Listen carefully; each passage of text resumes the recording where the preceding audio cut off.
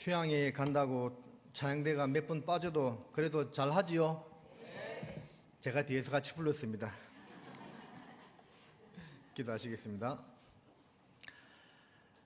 살아계신 우리 하나님 아버지, 저희들을 영원한 멸망의 형벌에서 건져주셔서 감사드립니다.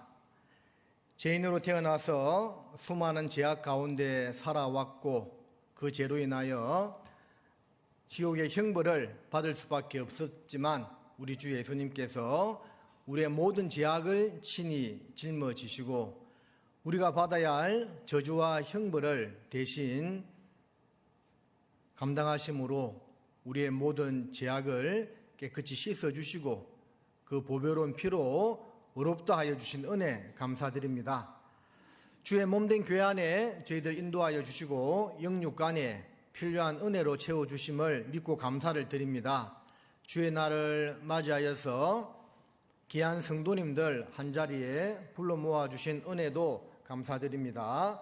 우리 성령님께서 두루 역사하시는 가운데 말씀을 전하는 자의 입술과 듣는 각 사람의 마음을 주장하시어서 하나님의 말씀만 온전하게 전해지고 그 말씀이 각 사람의 심령에 심겨져서 그 마음과 생활의 변화로 나타날 수 있도록 인도하여 주시옵소서.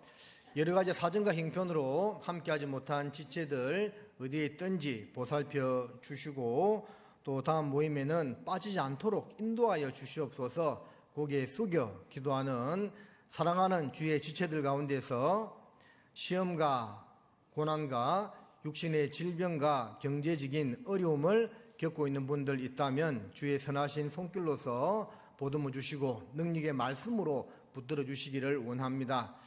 동일한 시간 공주 수양관에서 복음의 말씀이 전해지고 있습니다. 듣는 자는 다 살아날 수 있도록 주께서 역사해 주시기를 원하옵고 또 봉사하는 그 손길에도 주께서 함께 주셔서 지치지 아니하고 기쁨과 감사함으로 봉사를 할 수 있도록 도와주시옵소서. 모든 일정 가운데 주께서 함께 주시기를 부탁드립니다. 멀리 해외에서 수고하시는 모든 선교사들과 그 일꾼들에게 함께하여 주십시오. 특별히 저희 교회와 선교후를 맺고 있는 스페인 마드리드 동부교회 또 몽골 돈드고비 교회를 기억하셔서 우리 전도인들 중심으로 또 말씀 중심으로 연합하여 복음을 힘있게 전할 수 있도록 도와주십시오. 말씀의 시종을 하나님께만 부탁드리며 예수님의 이름으로 감사하며 기도드립니다. 아멘. 예, 우리 여호수아 20장을 찾겠습니다.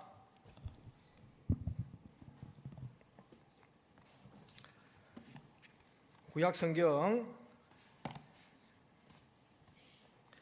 여호수아 20장 1절에서 9절까지 말씀인데요. 제가 한 구절 읽고 여러분들이 한 구절 읽고 하면서 교독하시겠습니다. 여호와께서 여호수아에게 일러 가라사대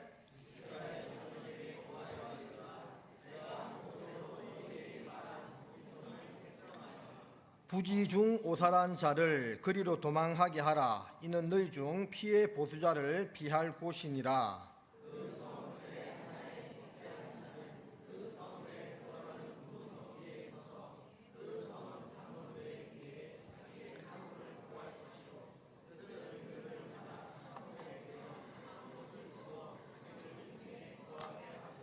피의 보수자가 그 뒤를 따라온다 할지라도 그들은 그 살인자를 그의 손에 내어주지 말지니 이는 본래 미워함이 없이 부지 중에 그 이웃을 죽였음이라.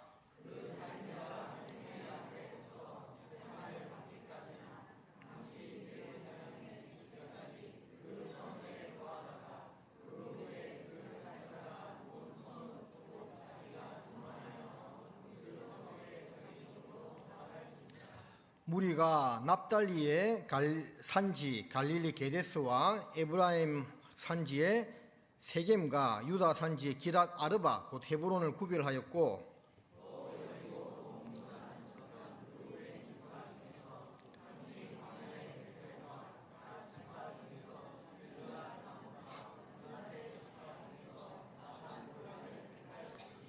같이 읽겠습니다. 이는 곧 이스라엘 모든 자손과 그들 중에 우거하는 객을 위하여 선정한 성읍들로서 누구든지 부지 중 살인한 자로 그리로 도망하여 손에 죽지 않게 하기 위함이며 그는 회중 앞에 설 때까지 거기 있을 것이니라. 안녕하세요. 비가 많이 왔지요? 예, 조금 소강 상태에 들어간 것 같은데 우리 농사 짓는 분들 그렇게 비 피해를 많이 입지 않았는가 좀 염려가 되지만 잘 또 극복해 내리라고 믿습니다. 오늘은 여호수아 20장에 나오는 이 도피성 제도에 대해서 좀 생각해 보도록 하겠습니다. 여호수아는 전체 24장까지 있죠. 그 중에서 이제 앞에 나와 있는 13장에서 19장까지는 12지파의 가나안 땅 분배에 대해서 말씀을 하고 있습니다. 그래서 여호수아는 정복 전쟁을 이야기하고 있는데 여호수아를 필두로 해가지고 이스라엘이 요단강을 건너서 가나안 땅을 정복을 하게 됩니다. 가나안 지경의 첫 성 여리고성을 공략하고 그 이후에 이제 북쪽 남쪽 이렇게 나누어서 하나씩 이제 정복하면서 정복 전쟁을 벌이게 되고 그 12지파가 땅을 분배하는 그런 과정이 여호수아에 나와 있습니다. 이스라엘은 르우벤부터 베냐민까지 총 12명의 아들이 12지파를 형성한다고 했습니다. 그런데 요셉은 2지파를 이루게 되죠. 요셉이 2아들을 놓게 되는데 큰아들은 므낫세고 둘째 아들은 에브라임인데 이 한 사람이 놓게 되는 2아들이 2지파를 이루게 됩니다. 다른 아들은 이제 각각 한 지파만 이루게 되는데 요셉 지파만큼은 특별히 2지파를 이루게 되는 이유는 하나님이 요셉 지파를 특별히 더 축복해 주신 결과라고 볼 수가 있습니다. 12아들 가운데에서 요셉이 가장 그리스도의 모형이 되기 때문에 그러한 축복을 받았다고 할 수가 있겠죠. 원래는 르우벤이 장자이기 때문에 그 축복을 받아야 되는데 서모와 통간함으로 간음죄를 지음으로 말미암아 그 르우벤에게 와야 될 축복이 나누어지게 됩니다. 영적인 축복은 유다 지파로 가게 되죠. 그래서 유다 지파를 통해서 예수님이 오게 되고 육신적인 축복은 요셉에게 가게 됩니다. 그래서 그 요셉은 창대한 나무가 되어서 2지파를 이루게 되는 겁니다. 그러면 이제 요셉의 2아들이 2지파가 되니까 총 하면 몇 지파가 되는 겁니까? 13지파가 되는 거죠. 근데 이제 12지파만 땅을 분배를 받게 되죠. 나머지 한 지파, 어떤 지파가 땅을 분배받지 않습니까? 레위 지파는 하나님을 섬기는 성전 봉사자, 해막의 봉사를 했기 때문에 특별히 12지파 가운데서 하나님을 섬기는 그 지파로서 따로 분류되었기 때문에 이 레위 지파는 땅을 분배를 받지 않습니다. 대신 땅을 분배받지 않는 대신에 이스라엘의 전 국토에 흩어져 살게 됩니다. 그래서 하나님께서 레위 지파를 위해서 이스라엘 전 국토에 48개 성을 만들게 됩니다. 그 성을 만들게 되어서 이제 거기에 흩어져 살면서 그 지파 사람들의 신앙을 돕는, 즉 신앙 교육을 하고 하나님께 인도하는 그런 역할을 했던 사람들이 레위 지파라고 할 수가 있겠습니다. 자, 그 48개의 성읍 가운데 6개를 이 도피성으로 만들었습니다. 그래서 금방 읽은 말씀처럼 요단 서편에 납달리의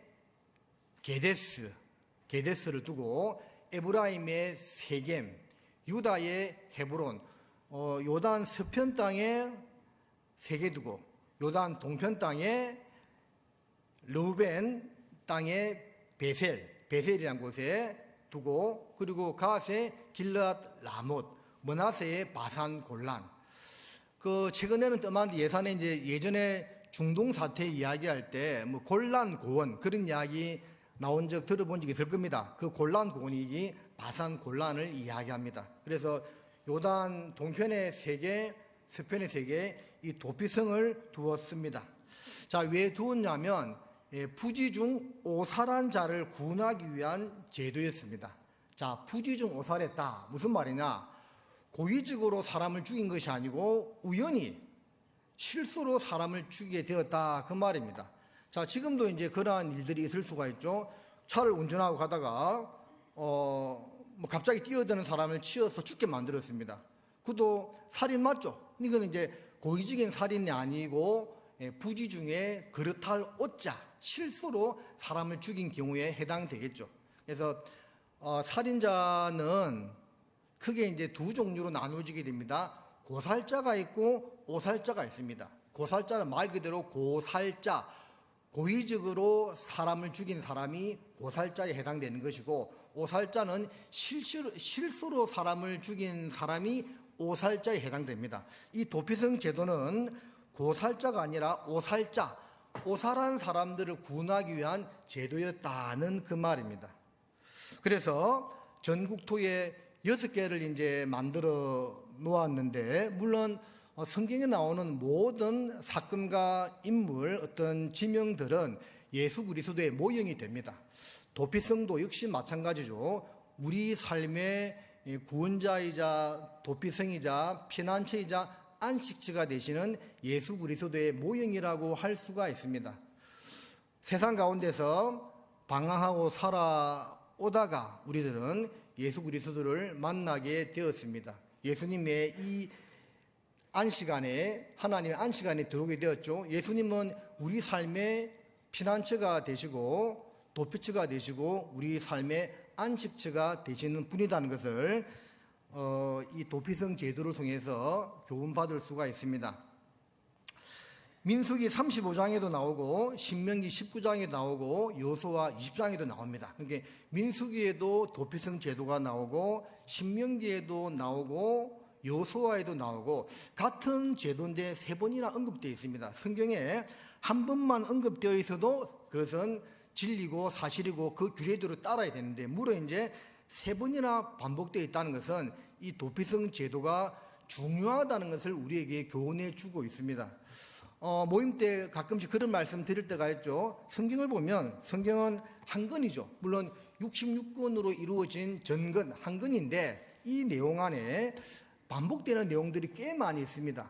요한복음에 보면 예수의 행하신 일들을 낱낱이 기록한다면 이 세상이라도 그 책을 두기에 부족할 줄 아노라 하는 말씀이 있는 것처럼 모든 예수님의 행적, 하나님께서 하시고자 하는 모든 일들을 우리에게 알려주고자 하는 모든 것들을 다 낱낱이 기록한다면 이 세상이라도 그 책을 두기에 부족하다고 말씀했습니다. 그러면 일다세울 다 보내겠죠. 그래서 하나님은 한 권의 책을 두셨는데, 그런데 한 권의 책밖에 두지 않았음에도 불구하고 어떤 내용들은 반복적으로 계속 기록을 하고 있습니다. 예수님의 죽음과 부활도 반복적으로 기록하고 있죠. 또 바울이 쓴 서신서에 보면 같은 내용인데 계속 반복되는 경우가 꽤 여러 군데 있습니다. 그래서 하나님이 우리한테 하실 말씀이 없어가지고 그냥 기록하신 것이 아니고 중요한 내용이기 때문에 반복적으로 계속 기록을 하고 있는 겁니다. 왜냐? 사람은 망각의 존재이기 때문에 그래요. 우리는 예수 그리스도의 은혜로 구원을 받았습니다. 그 대속의 공로로 구원을 받았습니다. 그런데 우리 삶 가운데에서는 그 구원의 은혜를 망각하고 살아갈 때가 많지요. 매일매일 어떤 자녀가요, 부모님이 나를 낳아주고 길러준 은혜를 아침마다 생각하고 마음속에 되새긴다면 그 사람의 삶은 많이 바뀌겠죠. 부모에게 효도하는 삶이 될 겁니다. 그런데 그 은혜를 망각하고 살아간다면 잘못된 길로 나아갈 수도 있겠죠. 우리의 삶도 마찬가지입니다. 우리를 구원하신 예수 그리스도의 그 대속의 공로를 매일매일 되새기고 살아간다면 그게 바로 올바른 신앙생활을 할 수 있는 척도 지름길이다, 그 말입니다. 하지만 이스라엘이 그 은혜를 잊음으로 또 배부름으로 잊었다고 되어 있는데 잊어버리면 이제 신앙생활이 잘못될 수도 있다라는 겁니다. 그래서 성경에 반복적으로 나와 있는 것은 그만큼 우리에게 교훈해 주는 바가 많기 때문에 그렇습니다. 그래서 이 도피성도 무려 성경 3군데에 3장을 걸쳐서 이제 나와 있는 내용인데 20장은 제일 마지막에 나와 있는 이제 가장 실천적인 도피성 제도에 대해서 이야기를 하고 있기 때문에 이것을 통해서 몇 가지 좀 생각해 보도록 하겠습니다. 1절을 다시 보시겠습니다. 여호와께서 요수아에게 일러 가라사대 이스라엘 자손에게 고하여 이르라 내가 너희에게 말한 도피성을 택정하여. 자, 하나님께서 직접 말씀하신 제도다라는 거죠. 도피성을 택정하는데 7절 8절에 나와 있는 말씀처럼 6개나 만들어 두셨습니다. 자, 도피성의 의미는 성경의 원어적인 의미를 찾아본다면 피난처와 안식처의 의미가 있습니다. 자, 인생의 피난처와 안식처가 되시는 예수 그리스도의 모형이 된다고 말씀했습니다. 예수님께서 요한복음 11장에 말씀하시기를 수고하고 무거운 짐진 자들아 다 내게로 오라 내가 너희를 쉬게 하리라고 말씀하셨죠. 그리고 내 멍에는 쉽고 가볍다고 말씀하고 있습니다. 오살한 자가 왜 도피성으로 가겠습니까? 가만히 있으면 그 친족들에 의해서 보복을 당하기 때문에 그래요. 원래 구약 율법에 보면 사람을 고살한 자가 있을 때 그 친족의 그 친족이 그 복수를 갚아서 피 흘려 죽이라고 말씀하고 있습니다. 그런데 이제 이게 사람을 죽였는데 이게 고살한 자인지 오살한 자인지 애매한 겁니다. 그걸 누가 판단할 겁니까? 그러니까 이제 그 피해를 당한 가족들이나 친족들 입장에서는 이게 뭐 고살해서 죽였든지 오살했든지 그게 중요한 것이 아니라 일단 복수를 해야 되는 겁니다. 그러니까 이제 어느 땅에 있으면 언제 죽을지 모르기 때문에 빨리 이 도피성으로 도망을 가야 했던 겁니다. 자, 우리도 인생길 가운데서 자의적으로 죄를 지었던 고의적으로 죄를 지었던 죄인으로 태어나서 수많은 죄악 가운데 살아왔습니다. 자, 마귀에게 쫓기며 살아간다고 할 수가 있겠습니다. 자, 마귀에게 쫓긴다, 마귀에게 속아서 살아가고 있는 겁니다. 창조주 하나님이 살아계신데 죽으면 끝이다는 그 속삭임의 귀를 기울입니다. 하나님께서 유일신인데 다른 헛된 신도 신이라는 것을 가르치면서 유혹하고 있습니다. 그게 이제 마귀에게 쫓기는 삶, 마귀에게 유혹을 받는 삶이라고 할 수가 있습니다. 야, 죽으면 끝이야. 이 세상 눈에 보이는 것이 다라고 마음껏 즐기고 엔조이 누리라고 그런 마귀의 달콤한 속삭임에 빠져서 또 헛된 삶을 살고 있습니다. 그게 이제 쫓기는 삶이죠. 그러다 결국은 영원한 멸망으로 가는 거예요. 다행히 우리는 그 길 가운데서 주님을 만나게 되었고 안식처와 우리의 피난처가 되시는 예수님께 가게 되었습니다.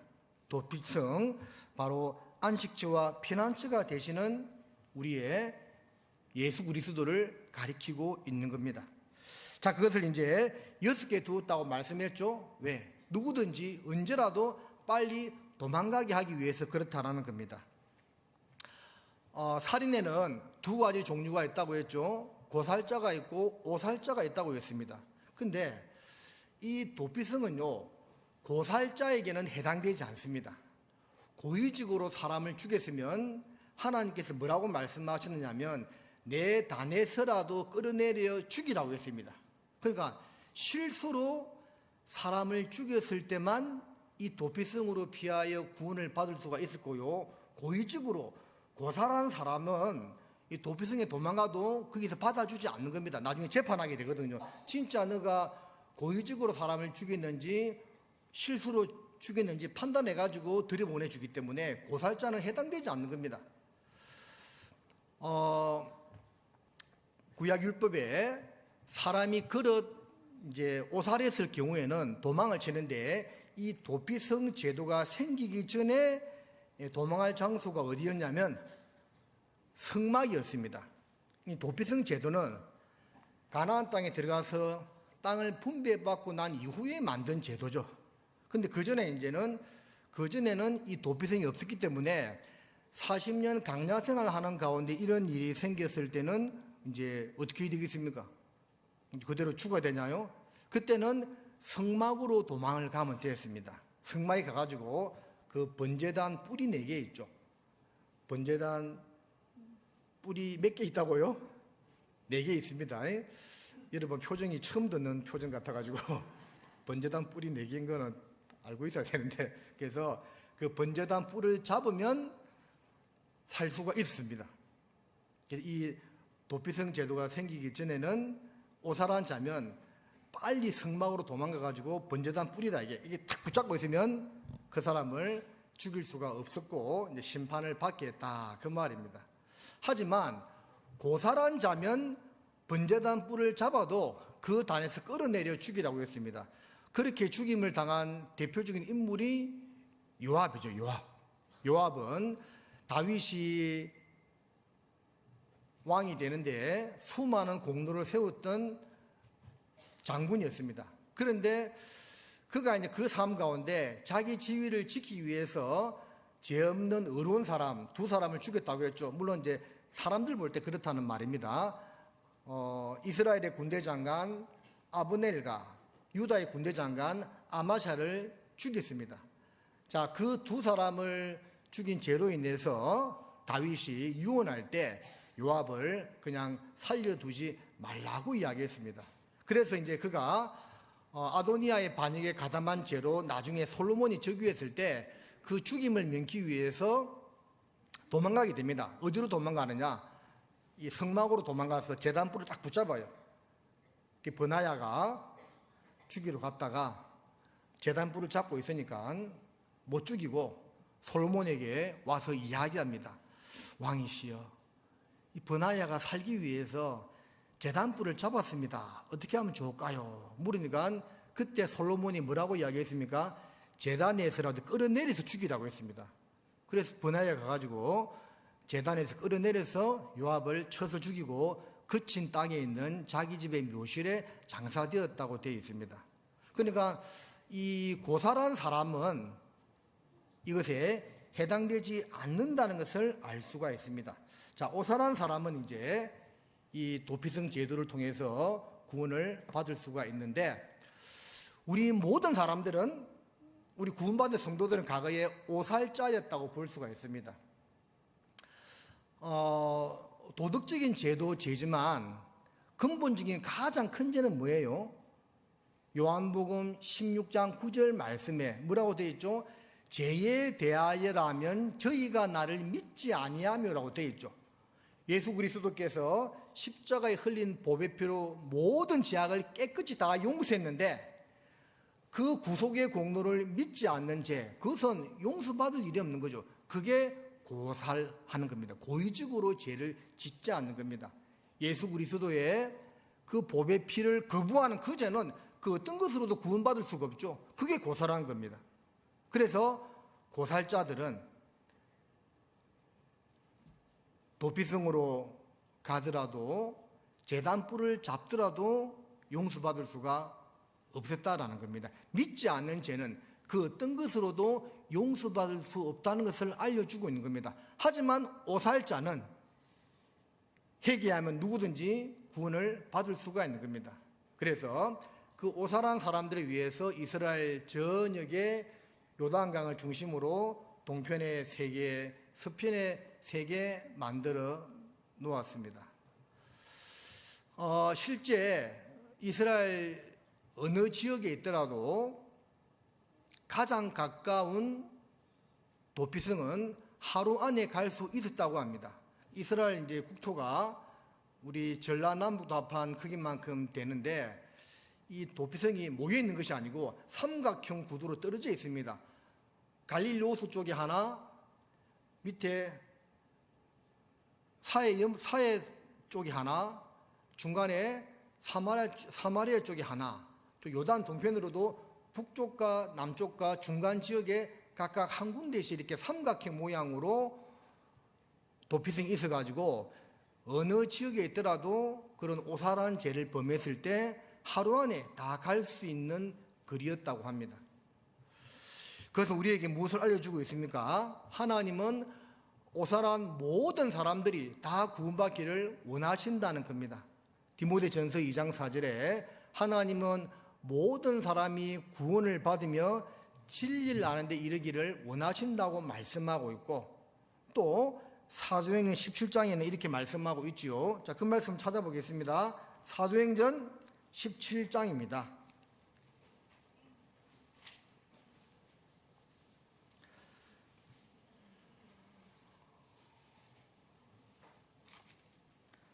사도행전 17장 27절 말씀입니다. 같이 읽겠습니다.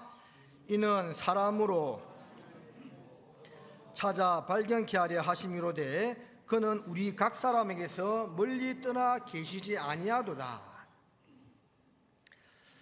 자, 24절부터 쭉 이어지는 말씀의 한 부분이죠. 우주와 그 가운데 있는 만유를 지으신 신 하나님께서는 우리 모든 인생들에게 생명과 호흡과 만물을 친히 공급하시는 분이다고 말씀하고 있습니다. 그리고 거주의 경계를 하나시고 연대를 정했다고 말씀하고 있으면서 함께 읽은 말씀 가운데서 그는 우리 각 사람에게서 멀리 떠나 계시지 아니하도다. 우리 어떤 사람요? 각 사람에게서, 여기 있는 우리 각자에게서 멀리 떠나 계신 분이 아니다라는 겁니다. 도피성이 이스라엘의 어느 땅에서 죄를 지었든지 간에 하루 만에 도망할 수 있었다라는 것처럼 하나님은 이 세상에 있는 모든 사람들 각 사람에게서 멀리 떠나 계시지 않다고 말씀하고 있습니다. 그러면 우리 각자에게서 가까이 계신 분이다라는 거지요. 모든 사람이 구원받기를 원하시고 각 사람에게서 멀리 떠나 계시지 않는 분인데 왜 모든 사람들이 다 구원을 받지 못하겠습니까? 하나님 잘못은 아니다는 것은 확실하죠. 하나님 마음은 다 구원받기를 원하고 가까이 계시는데 그럼에도 불구하고 구원받지 못하는 이유는 하나님의 잘못은 아니고 사람의 잘못이라는 것을 알 수가 있는 겁니다. 사람들이 원치 않기 때문에 그렇습니다. 요한복음 5장 39절에 우리가 잘 아는 말씀처럼 너희가 성경에서 영생을 얻는 줄 생각하고 성경을 상고하거니와 이 성경이 곧 내게 대하여 증거한 것이로다 그 말씀하면서 그 다음에 40절에 뭐라고 이어지느냐면 그러나 너희가 내게 오기를 원치 아니하였도다고 되어 있거든요. 하나님은 성경 말씀을 통해서 당신의 마음을 우리 인생들에게 알려주시고 다 구원받기를 원하십니다. 그러나 문제는 뭡니까? 너희가 사람들이 우리 각자가 하나님께 나오기를 원치 아니하였다고 말씀하고 있습니다. 우리가 원한다면 누구든지 구원을 받을 수가 있다라는 겁니다. 하나님 말씀을 통해서 많은 사람들이 구원을 받습니다. 그러나 하나님 말씀을 들었지만 또 많은 사람들이 구원을 받지 못합니다. 그것은 하나님 책임이 아니고 듣는 각 사람의 마음 자세에 달려 있는 겁니다. 누가 간절하게 원하느냐, 간절하게 원하지 않느냐에 따라서 어떤 사람은 구원을 받고 어떤 사람은 구원을 받지 못하고 구원받은 이후에도 마찬가지입니다. 결국 사람의 마음을 변화시키는 것은 하나님의 사랑의 마음이 담겨진 성경 말씀이죠. 그 성경 말씀이 우리 구원받은 성도들의 각 사람의 마음에 역사한다면 내 삶이 바뀌게 되는 것이고 성경 말씀을 아무리 들어도 내 마음에 그 말씀이 심겨지고 변화를 일으키지 않는다면 신앙생활은 큰 진보가 없을 수밖에 없다라는 겁니다. 예레미야 29장을 보시겠습니다.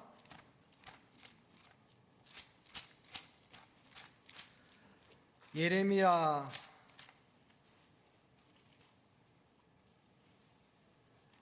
29장입니다. 12절과 13절 말씀입니다. 예레미야 29장 12절 13절입니다. 너희는 내게 부르짖으며 와서 내게 기도하면 내가 너희를 들을 것이요. 13절 같이 읽겠습니다. 너희가 전심으로 나를 찾고 찾으면 나를 만나리라. 하나님은 원하시는데, 하나님이 원하시는 것이, 우리에게 원하시는 것이 무엇이냐면 바로 이것입니다. 나한테 부르짖고 내게 간절하게 기도하라, 그 말입니다. 전심으로 마음을 다해서 찾고 찾으면 나를 만날 거라고 말씀하고 있고 나의 능력을 입을 거라고 말씀을 하고 계신 겁니다. 우리 시대는 한 가지 일에 집중하기가 쉽지 않은 시대입니다. 어쩌면 이렇게 말씀이 전해지는 중에도 스마트폰을 뒤적거리는 분이 있을지 모르겠어요. 어쩌면 이렇게 자리에 앉아있지만 마음은 콩밭에 가 있는 분이 있을지 모르겠습니다. 한 곳에 온전하게 집중하기가 쉽지 않은 시대입니다. 그러니까 이게요, 뭔가 하나님이 뭐 주고 싶은데 온전히 집중하지 못하니까 이게 이제 줄랑말랑 이렇게 되는 겁니다. 우리 학생들도 앉아있어서 미안한데 공부 잘하는 학생과 못하는 학생들 차이가 뭔지 아세요? 결국 그 엉덩이를 책상에 붙이고 얼마나 오래 앉아있느냐, 물론 그것도 중요한데요. 앉아있으면서 5시간 앉아있으면서 4시간 딴 생각하면 뭔 소용이 있어요? 실제 그런 애도 있거든요. 책상에는 앉아있는데 도무지 성적은 안 올라. 왜 안 오르냐니까 맨날 딴 생각하고 있는 거예요, 그냥. 근데 어떤 제가 학창시절에 보면 별로 책상에 오래 앉아있지 않은 것 같은데 공부를 잘하는 애들이 있어요. 수업 시간에 잘 듣고 집중하는 애들. 이 집중이 중요하거든요. 집중이라는 것은 마음을 거기에 쏟는다는 거죠. 태양빛이 비쳤을 때 그 프리즘을 통해서 태양빛이 한 곳으로 모여가지고 불을 지피잖아요. 그렇죠? 올로렌즈를 통과한 그 태양빛이 한 곳에 모여지면서 불을 지핍니다. 그게 집중 현상이죠. 한 곳에 모아지니까 큰 에너지를 발산하게 되는 겁니다.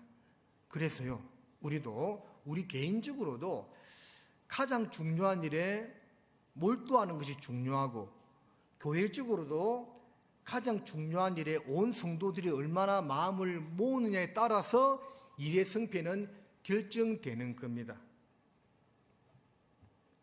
여러분, 인생을 살면서 한 가지 일에 미쳐본 적이 있습니까?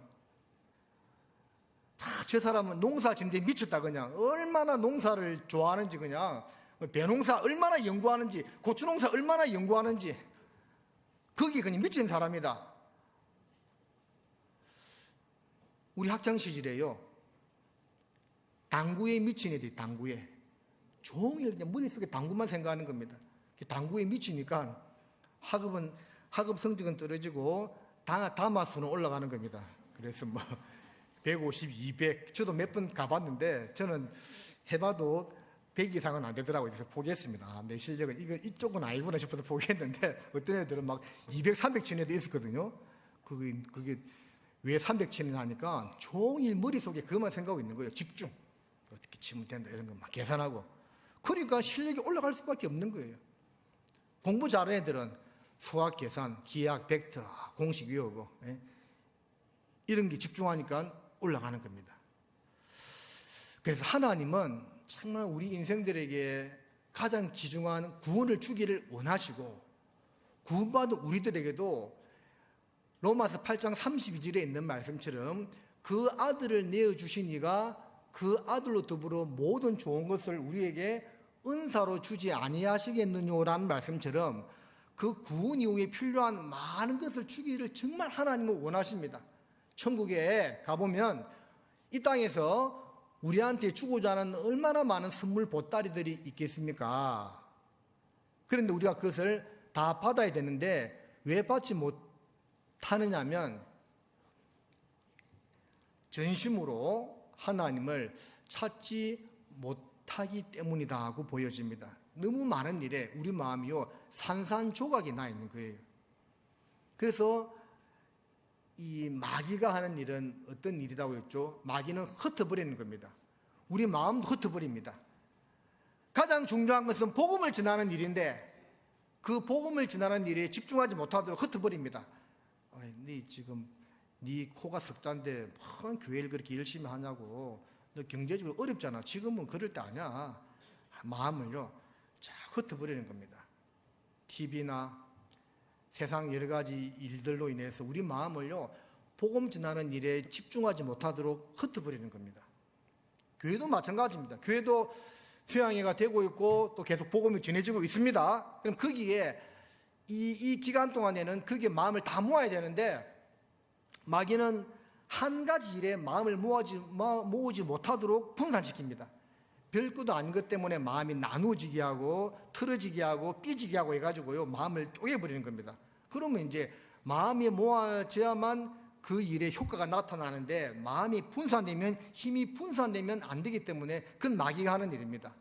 하나님은 모으는 일을 하시고 마귀는 흩어버리는 일을 합니다. 모으는 거기에 하나님의 역사가 나타나거든요. 우리가 전심으로 가장 중요한 일을 위해서 내 개인적으로나 교회적으로 그 일을 위해서 마음을 모아야 되는 겁니다. 그러면 주의 역사가 나타납니다. 자, 도피성 다시 가보겠습니다. 여호수아 20장입니다. 20장 3절입니다. 그 성읍들의 하나에 도피하는 자는 그 성읍에 들어가는 문어기에 서서 그 성읍 장로들의 귀에 자기의 사고를 고할 것이요 그들은 그를 받아 성읍에 들여 한 곳을 주어 자기들 중에 거하게 하고 해서 이제 오살한 자가 도피성으로 도망가는 겁니다. 자, 뒤에는 피해 보수자, 그 죽임을 당한 사람의 가족이나 친족들이 복수하려고 쫓아오고 있겠죠. 얼마나 무섭고 두렵겠습니까? 그렇게 다리야 날 살려라 하고 이 도피성을 도망가는 겁니다. 그러면 이제 그 성읍의 장로들이 문 앞에 딱 섰다가 그 사람의 사연을 듣습니다. 일단 도피성에 도착하면 따라온 보수자가요 죽일 수가 없어요. 그리고 이제 그 성문에서 이제 재판이 이루어지게 되고 너는 고살자가 아니고 오살자구나. 자, 만약에 고살자 고의적으로 살인한 사람이라면 도로 내어줍니다. 너 여기 왜 왔어? 내어주게 되는 겁니다. 그러나 오살자라면 한 곳에 들여서 다 보호를 해준다 그 말입니다.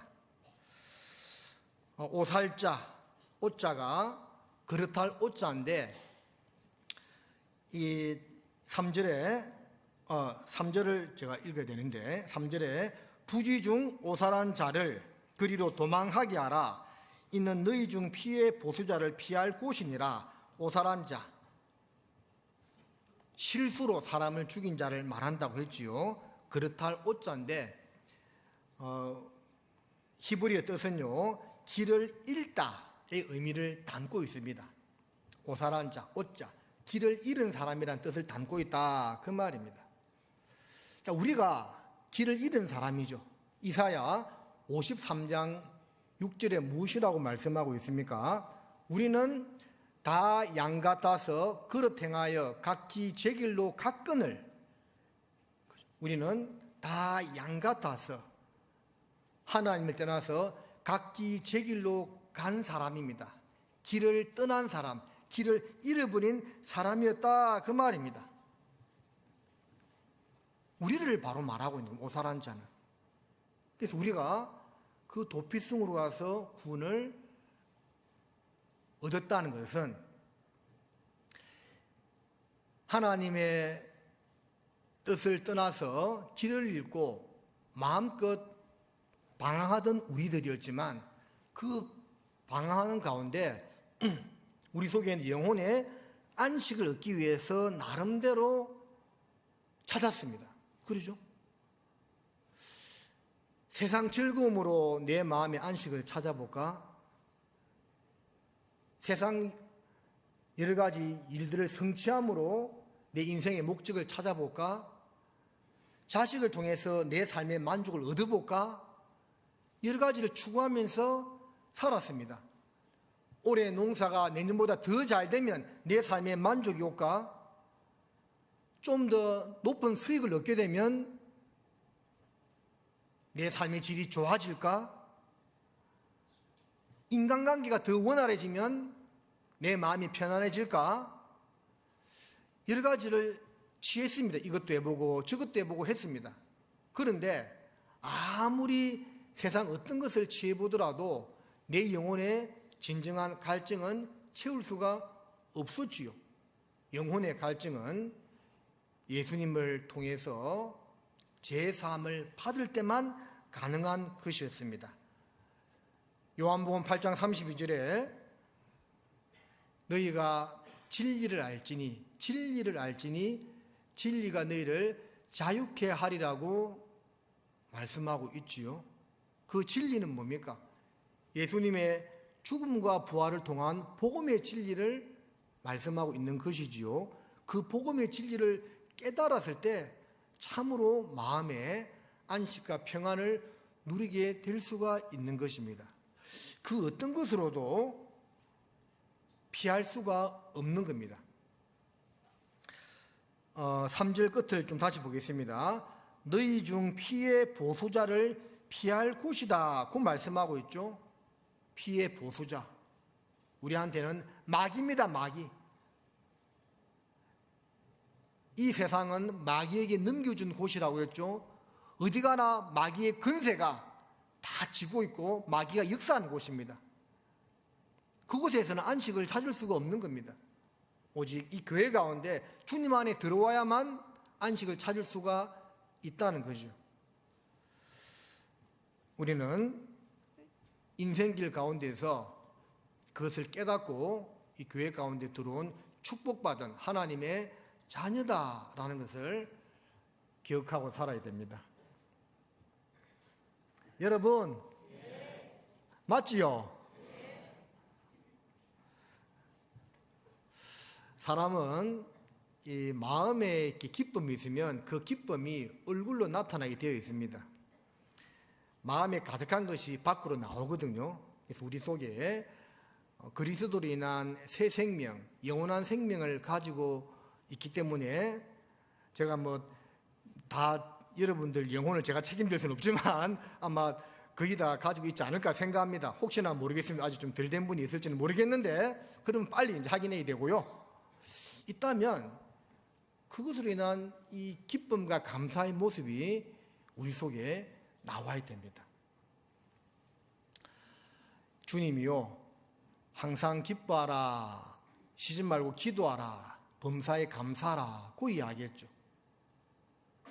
내 안에 있는 그 영원한 생명이 확실하다면 그런 삶을 살 수가 있는 겁니다. 신앙서적 가운데 평생 감사라는 책이 있는데 제가 그 책을 한 2번 읽어봤거든요. 그게 이런 내용이 나와요. 울람전에 참석한 미국의 군인이요, 장애를 입고 이제 오게 되었대요. 근데 이제 미국 사회에 들어와 보니까 사람들이 있잖아요. 전쟁터에 나가서 수고한 자기들을 존중해주고 아껴주는 것이 아니고 멸시하더래요. 안 좋은 눈으로 따가운 시선으로 쳐다보더래요. 너희들 때문에 우리나라가 힘들게 되었다면서 그랬답니다. 그 당시 사회 분위기가.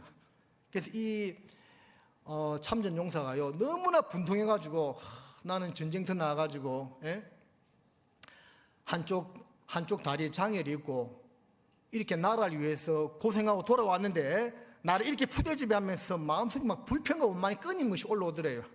그래서 우리나라 말로 핫땡이 나가지고요, 이분이요, 얼굴 말고는 전신마비가 와버렸대요.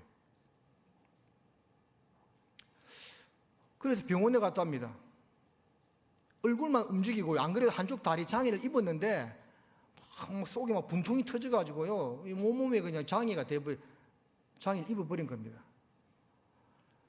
그래서 그 의사가 하나님을 믿는 사람이어서 이렇게 이야기했답니다. 당신 낫고 싶냐고. 낫고 싶다고. 그러면 치료도 받는데 나 시키는 대로 어떻게 해요? 하루에 감사합니다는 말을 10,000번씩 하라고 해서 10,000번씩. 그러면 당신이 고칠 수가 있다. 그 책에 나오는 내용입니다. 그래서 그 참전 용사가요, 그 의사 처방대로 되든 안 되든 감사합니다 입으로 소리 내면서 10,000번씩을 매일매일 했대요. 그런데 기적이 일어났습니다. 한 달이 지나면서 팔 한쪽이 움직이게 되더래요. 2달이 지나면서 다른 팔도 움직이게 되더래요. 6개월 만에 장애를 입은 다리는 그건 어쩔 수 없고요. 나머지 모든 사지가 다 움직이더래요. 기적이 일어난 겁니다. 물론 물리적인 치료도 받았지만 그 입으로요 하루에 10,000번씩 끊임없이 감사합니다, 감사합니다, 감사합니다라 10,000번씩 되풀이한 결과 몸이 회복된 겁니다. 왜? 마음의 분노와 괴로움, 불평으로 몸이 굳어져 버린 거거든요. 감사합니다로 바꿔버리니까 몸이 회복된 거예요. 자, 세상 사람도 그런 기적이, 감사합니다라는 말을 했을 때 그런 기적이 일어나는데 우리 구원받은 사람이요 얼마나 더 그렇게 해야 되겠습니까? 그러니까 우리가 삶 가운데서요 말이나 이래나 다 주 예수 이름으로 하라고 한 것처럼요 항상 우리 입에 주님의 은혜로 인하여 감사합니다, 감사합니다 한번 달고 살아봐요. 감사합니다. 한번 해봐요. 분명히 효과 있을 겁니다. 자, 좀 주제와 딴 데로 멀어졌지만 다시 4절 보겠습니다. 그 성읍들의 하나에 도피하는 자는 그 성읍에 들어가는 문어기에 서서 그 성읍 장로들의 귀에 자기의 사고를 고할 것이요 그를 받아 성읍에 들여 한 곳을 주어 자기들 중에 거하게 하고 피해 보소자가 그 뒤를 따라온다 할지라도 그들은 그 살인자를 그의 손에 내어주지 말지니 이는 본래 미워함이 없이 부지중에 그 이웃을 죽였습니다. 자, 이제 이 오살한 자가 도피성으로 도망갔습니다. 도망갔는데 바로 들어가는 것이 아니고 성읍 장로들의 귀에 자기의 사고를 고한다고 되어 있습니다. 그러니까 내가 어떠한 이유로 해가지고 이런 일을 저지르고 이곳에 오게 되었다고 자기 사정을 다 이야기해야 되는 겁니다. 그냥 무조건 받아주는 것이 아니고, 그래서 성의 장로들은 그 사람의 말을 잘 듣고 판단해가지고 참으로 오살한 자가 맞으면 들어와서 보호해주는 것이고, 만약에 고살한 자라면 하나님 이름으로 맹세하고 이야기하라 하겠죠. 이게 이제 우리가 좀 참고할 것이요, 우리 시대는 거짓말을 너무 쉽게 해요. 밥 먹듯이 합니다. 그러니까 이 거짓말 하는 죄가 얼마나 크다는 것에 대해서 별로 심각하게 생각하지 않아요. 요한계시록 20장, 21장, 22장에 특히 21장, 22장에 보면 지옥 가는 제목을 이야기할 때 항상 빠지지 않는 죄가 거짓말하는 죄거든요. 그게 큰 죄인데 우리 시대는요 심상히 그냥 거짓말하고 삽니다. 근데 고대 사회에서는 내 부모님의 이름을 걸고 이야기한다, 그럼 거의 거짓말하지 않습니다. 특별히 하나님의 이름으로 맹세하고 이야기한다면 그거 거짓말하지 않습니다. 그래서 이런 경우는 네가 하나님의 이름으로 맹세하고 네가 어떤 이유로 이곳에 오게 되었는지 이야기를 하라, 그 말입니다. 그러면 이거 뭐 거짓말하는 경우는 거의 없다고 봅니다. 그래서 이제 이야기를 다 듣고 나서 재판장이 판단해서 들여보내든지 오히려 내쫓든지 그렇게 했다는 겁니다. 성문 앞 광장 또는 성문은 이 당시 이스라엘 사이에서 뭐 전 유럽을 통해서 보더라도 재판 장소였습니다. 그래서 롯도 그 소돔성에 거하면서 조금 거기서 지위가 높아졌던 것 같아요. 그래서 두 천사가 방문했을 때 성문 앞에 앉아 있어 되어 있거든요.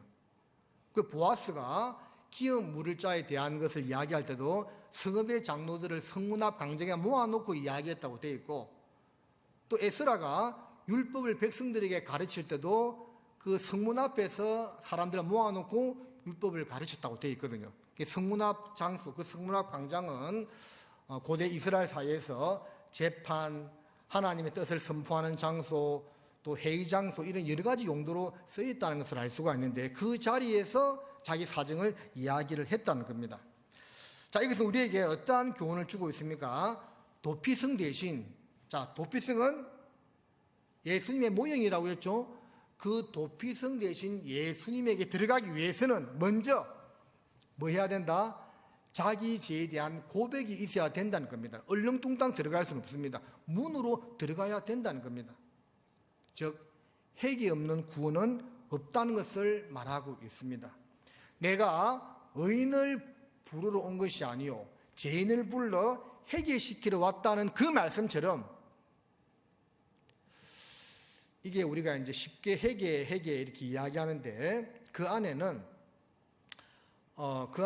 또 몇 가지 회개의 의미가 담겨 있다고 볼 수가 있는 거죠. 먼저는 내가 하나님 앞에서 이르진 죄인이라는 것을 인정하는 것이 회개라고 했습니다. 그리고 또 하나는 그 창조주의자 유일신 대신 하나님께로 돌아가고자 하는 마음도 있어야 돼요. 그리고 더불어 하나만 더 이야기한다면, 실제 자기 삶 가운데 내가 어떤 죄를 짓고 살았는지 낱낱이 다 구할 수는 없지만 그거에 대해서 또 용서해달라는 기도도 필요한 겁니다. 어떤 분이 낙태죄를 지었습니다. 그러면 하나님 앞에 구원받기 위해서 기도할 때 제 삶 가운데 모든 죄를 다 낱낱이 이야기할 수는 없죠. 기억도 나지도 않겠죠. 그러나 자기 양심 가운데 박힌 죄가 있거든요. 내가 하나님 이런 죄를 지었습니다. 어찌할까요? 이 죄를 포함한 나의 모든 죄를 용서해달라는 그런 기도가 있어야 되겠죠. 그래서 회개는 이 세 가지가 다 포함되면 제일 좋은 모습입니다. 죄인인 것을 인정하고 하나님께로 돌아가고자 하는 것을 마음에 새기고, 실제 내 삶 가운데 내 양심에 박힌 어떤 죄가 있는지 몇 가지라도 고백하고 모든 죄 용서받기를 원하는 마음 자세가 되어 있어야 한다는 겁니다. 잠언 28장을 보시겠습니다.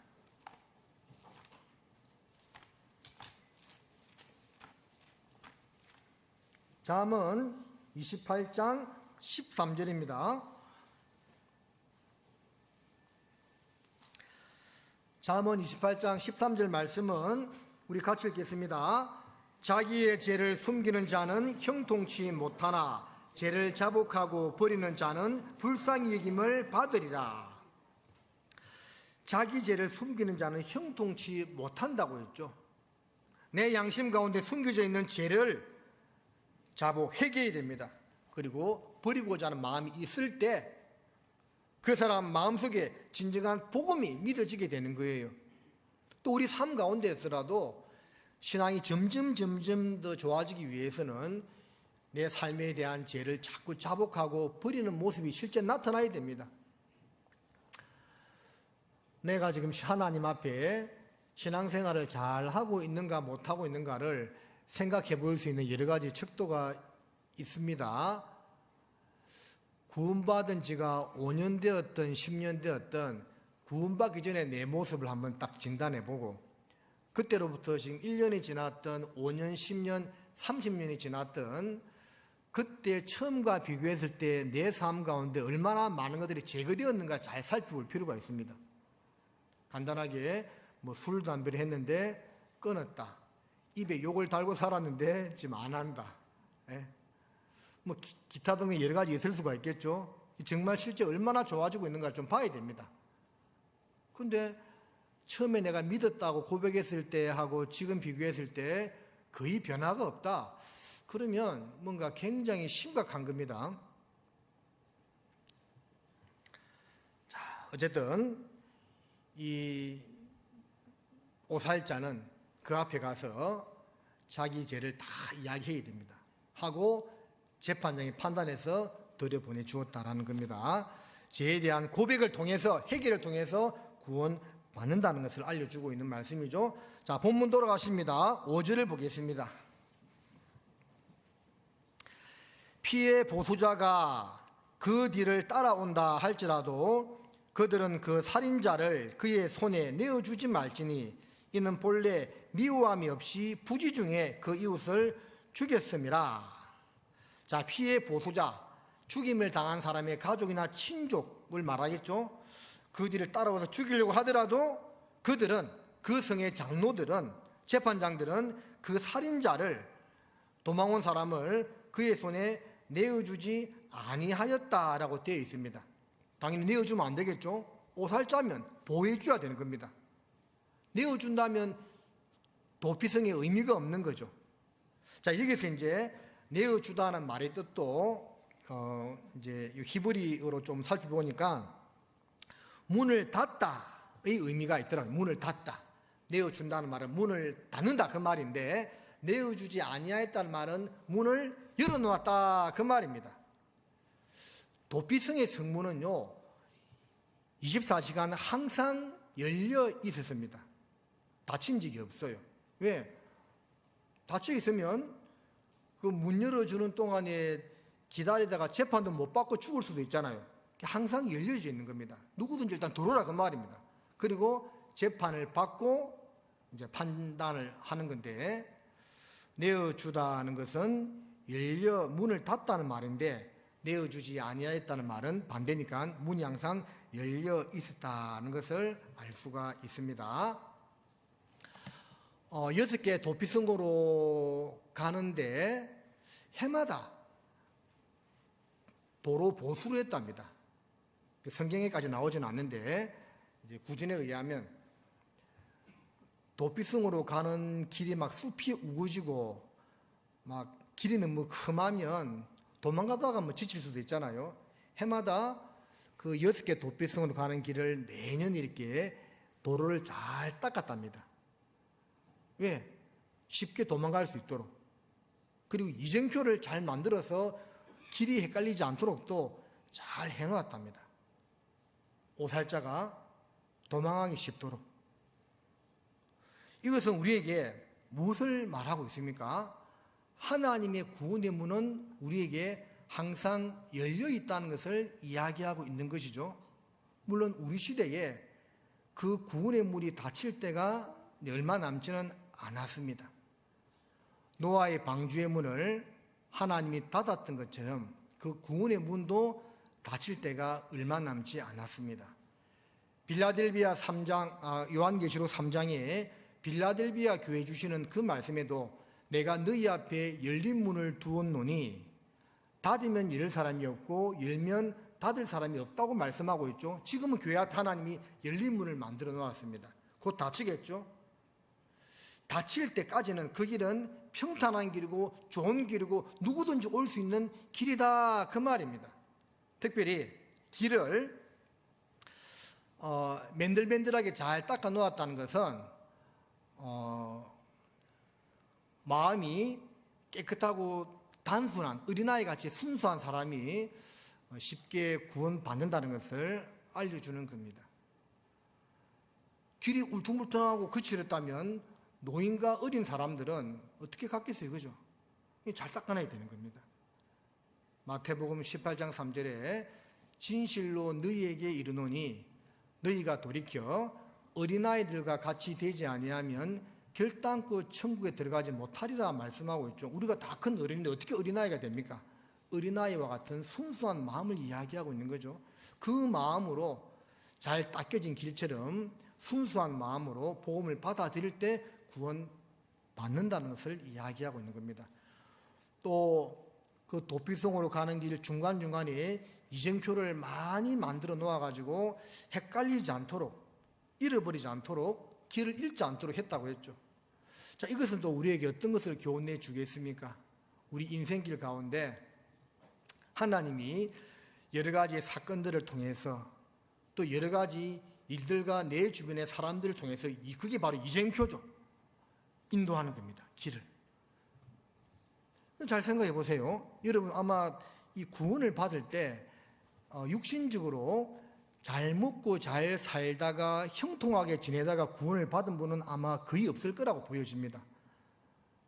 어떤 사람들은 사업을 실패해가지고 고통하는 중에 이 성경 강연에 와서 구원받는 분이 있거든요. 그럼 사업에 실패한 그것이 이정표가 되는 겁니다. 어떤 사람은 기가 막히게 전혀 예상치 못한 장소에서 어떤 사람 만나서 또 말씀을 듣게 되는 경우도 있거든요. 그럼 그 사람을 만나게 된 것이 이정표가 되는 겁니다. 그래서 하나님은 도처에 이정표를 만들어 놓아서 누구든지 도피성으로 빨리 갈 수 있도록 안내를 해 놓았던 것처럼 주님은 우리 인생길 가운데서 그게 비록 육신적으로는 괴로운 일이라더라도 내 영혼을 구원하기 위해서 여러 가지 이정표적인 사건들을, 사람들을 일으키고 만나게 했다는 겁니다.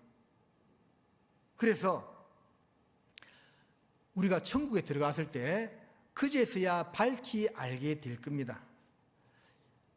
고린도전서 13장에 이제는 우리가 거울로 보는 것 같이 희미하나 그때는 얼굴과 얼굴을 대하여 볼 것이요 주께서 나를 아신 것 같이 내가 온전히 안다는 말씀처럼 지금은 내가 나를 인도해 준 그분 덕분에 구원을 받았지 이렇게 생각할 수 있죠. 물론 하나님 구원해 주었지만 하지만 이제 천국에 들어가서는 밝히 알게 될 겁니다. 하나님이 나를 얼마나 사랑해가지고 내 이 영혼을 구원받게 하기 위해서 내 인생길에서 얼마나 많은 이정표를 두었다는 것을 그날에 밝히 알게 되겠죠. 그러니까 더욱더 감사가 될 수밖에 없는 겁니다. 하나님께 영광을 돌리고 서로에게 축복하는 그런 기쁨의 시간들이 천국에서 이루어지게 되겠죠. 또 반대로 있잖아요. 지옥 가는 사람은 또 이런 후회를 하겠죠. 자기 인생길 가운데서 하나님이 나를 구원받게 하기 위해서 얼마나 많은 이정표를 세워놓았는데 전도하는 사람을 만나게 하고 이런저런 사건을 겪게 하면서 봐라. 내 인생 별거 아니다. 결국 죽으면 다 끝나는 것 아니냐. 그걸 깨닫게 하면서 나를 구원으로 인도하려고 하나님이 그렇게 수많은 이정표를 만들어 놓았는데 다 피하고 지옥 온 겁니다. 얼마나 원통하겠어요. 그런 일이 분명히 있을 겁니다. 천국에 간 사람도 그걸 깨닫게 될 것이고 지옥에 떨어진 그 영혼들도 그걸 깨닫게 되겠죠. 하나님은 수많은 이정표를 통해서 우리 인생길을 올바르게 인도하시는 분이다라는 겁니다. 천국으로 가는 길은 좁고 길이 협착하고 멸망으로 인도하는 문은 넓고 편하다고 되어 있죠. 뭔가 말씀이 좀 안 맞는 것 같죠? 그건 무슨 말이냐면 실제 천국에 가는 길은 넓고 좋습니다. 좋은데 제약된 사람들이 이 세상 제약을 너무나 사랑하고 마귀를 따라가기 때문에 그 길이 힘들고 좁게 보이는 거예요. 하나님 누구나 구원받을 수 있도록 쉽게 잘 만들어 놓았지 않습니까? 성막에 가보면 들어가는 출입구는 한쪽밖에 없습니다. 동쪽 문을 통해서만 들어갑니다. 다른 쪽 문으로 들어갈 수가 없어요. 그거 뭘 말하죠?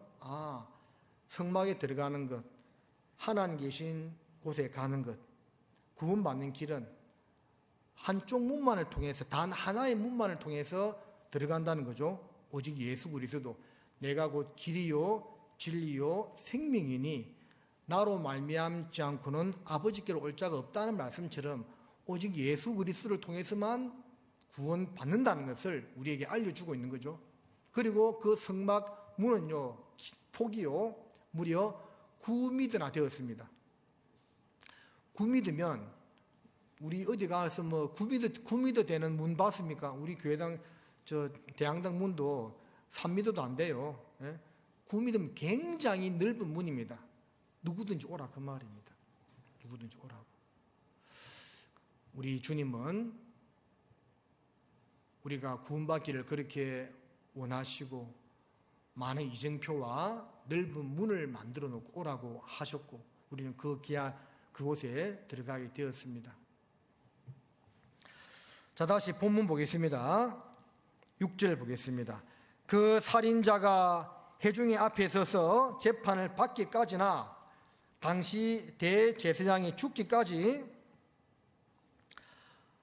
그 성읍에 거하다가 그 후에 그 살인자가 본 성읍, 그 자기가 도망하여 나온 그 성읍에 자기 집으로 돌아갈지니라. 자, 오살자가 이제 재판받은 다음에 그 성에 들어갔습니다. 그러면 이제 일단 죽임을 면했죠. 구원받은 겁니다. 언제까지 있어야 되느냐? 재판한 대제사장이 죽을 때까지 있어야 됩니다.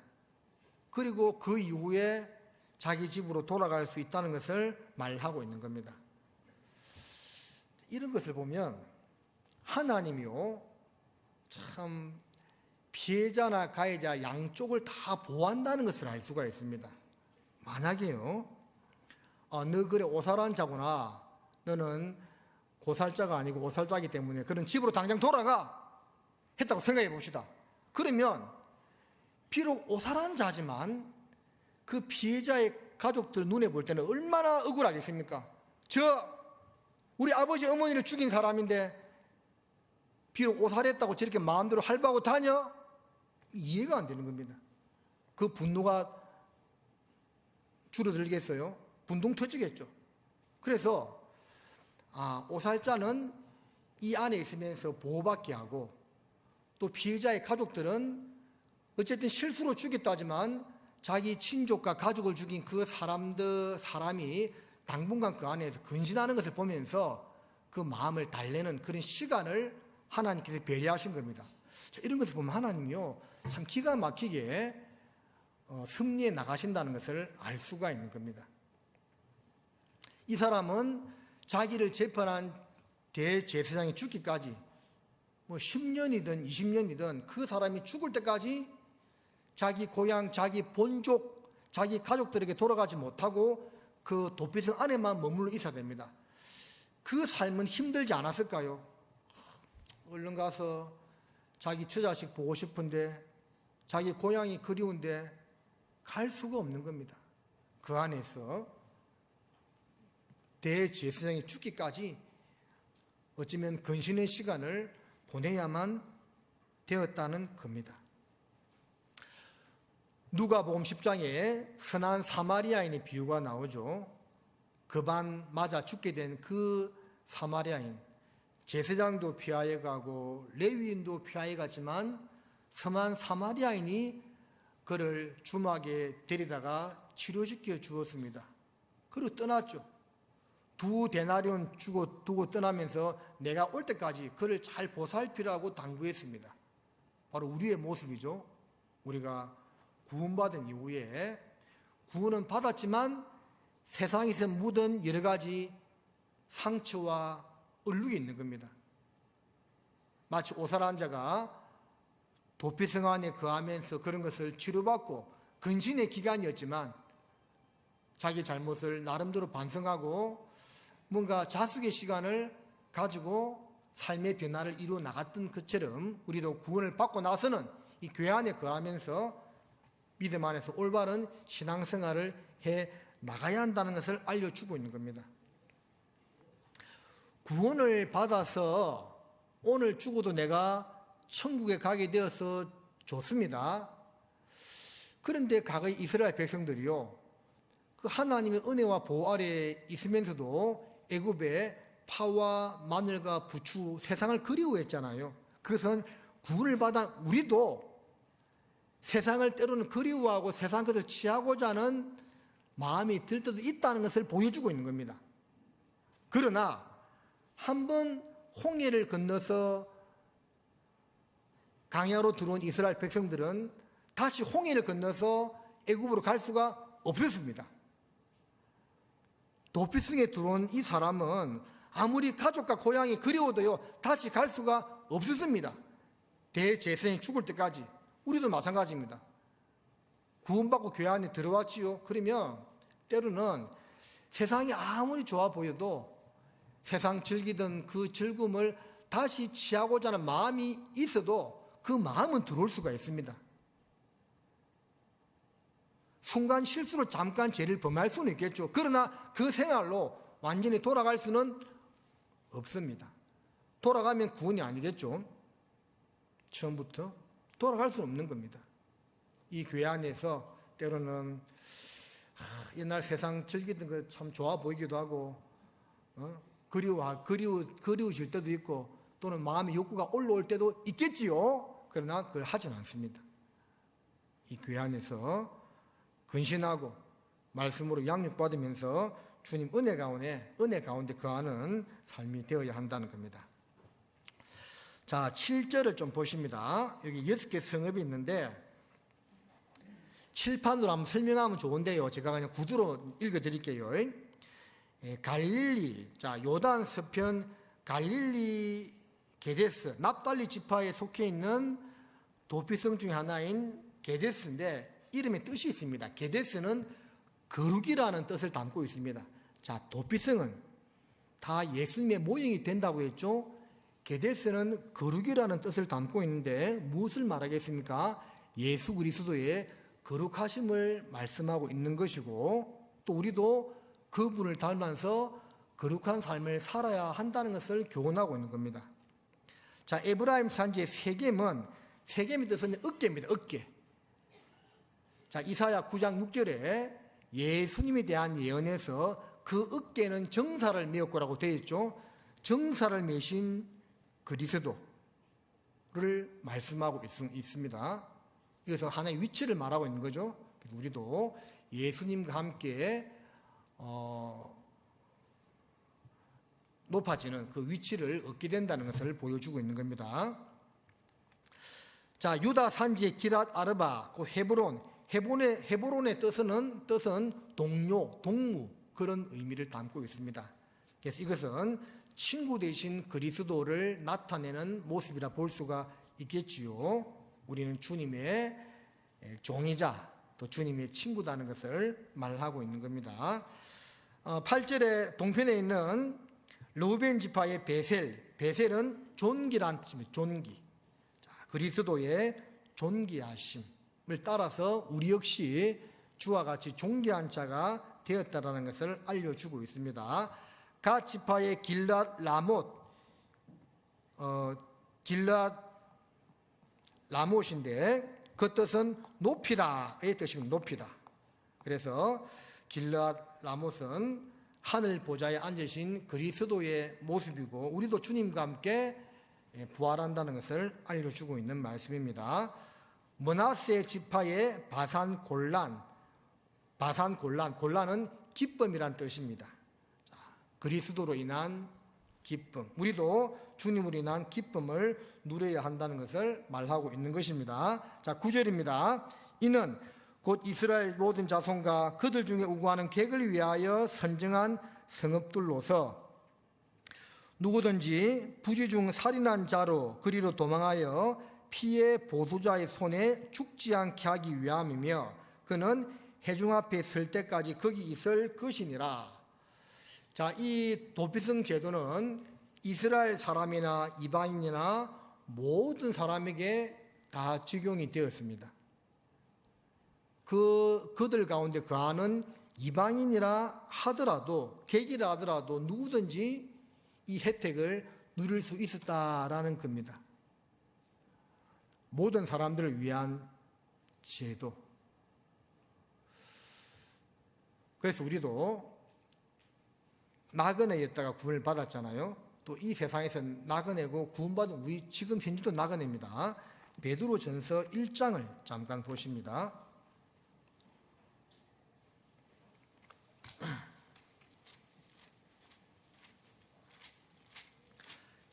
베드로전서 1장 1절과 2절입니다. 예수 그리스도의 사도 베드로는 본도, 갈라디아, 갑바도기아, 아시아와 비두니아에 흩어진 나그네, 곧 하나님 아버지의 미리 하심을 따라 성령의 거룩하게 하심으로 순종함과 예수 그리스도의 핏부림을 얻기 위하여 택하심을 입은 자들에게 편지하노니 은혜와 평강이 너희에게 더욱 많을지어다. 여기서 베드로 사도는 본도, 갈라디아, 갑바도기아, 아시아 여러 지역을 말하는데 그곳에 흩어져 있는 구원받은 성도들에 대해서 말하기를 나그네라고 표현하고 있습니다. 구원받기 전에도 이 세상에서 이방인과 나그네 있는데 구원받은 이후에도 하나님의 자녀가 되었지만 세상에서는 나그네다 그 말입니다. 너희의 나그네로 지낼 때에 그런 표현도 있지요. 도피성은 이스라엘 본토민만 아니라 모든 이방객들을 위해서도 허용되었습니다. 우리도 그 가운데 있다가 구원을 받았죠. 그리고 구원받은 이후에도 세상에서는 나그네의 삶을 살아가고 있습니다. 하나님 앞에서는 자녀가 되었지만 세상에서 볼 때는 나그네 인생을 살고 있는 겁니다. 그럼 우리의 남은 때는 우리 주위에 있는 얼마나 많은 세상의 나그네들이 있습니까? 그 나그네들을 이 주의 품으로 인도하는 일에 우리 남은 때를 보낼 수 있도록 해야 됩니다. 자, 지금 이제 2차 수양회가 진행이 되고 있고요. 이제 내일까지 하는데 오늘 저녁이면 중요한 말씀은 거의 다 전해지겠지요. 또 우리 식구들은 봉사하기 위해서 또 더운 여름날에 땀을 흘리고 있습니다. 자, 기도해 주셔야 되고 또 남은 이제 5차의 수양회가 있습니다. 자, 총회 방침에 따라서 가급적이면 우리 수양회 때 참석할 수 있도록 해야 됩니다. 왜냐하면 타 차수에 너무 많이 가버리면 이게 좀 불균형되기 때문에 가급적이면 자기 차수를 최대한 이용해 달라고 합니다. 우리 형제 자매님들도 일단 우리 차수에 참석할 수 있도록 해야 되고 전도하는 영혼도 그 차수에 모으면 제일 좋고 근데 이제 꼭 이제 그렇게 되지 않는 경우도 있지요. 그럴 때는 남은 내 차수 중에 어느 차수라도 꼭 참석해 가지고 전도의 좋은 기회로 삼을 수 있도록 그렇게 해야만 되겠습니다. 기도하시겠습니다. 하나님 아버지, 오늘 도피성 제도를 통해서 몇 가지를 교훈받았습니다. 우리가 마귀의 종처럼 살다가 도피성 대신 주님을 만나 이 몸된 교회 안에 들어오게 되었습니다. 주의 인도하심과 저희들에게 주신 은혜를 진심으로 감사합니다. 우리의 남은 때는 도피성이자 피난처이자 안식처가 되시는 주님 안에서 교회 가운데서 비록 세상에서는 고난과 어려움을 당한다 할지라도 또 마음에 위로와 힘을 얻고 세상을 담대하게 싸워 이겨나갈 수 있도록 도와주십시오. 남은 5차 수의 수양회를 통해서 우리가 전도할 영혼들을 찾는 가운데 주 앞으로 인도할 수 있도록 허락해 주시기를 간절하게 부탁을 드립니다. 오늘 이후의 일정도 주께서 함께해 주시기를 의지하오며 우리를 사랑하시는 예수님의 이름으로 감사하며 기도드립니다. 아멘.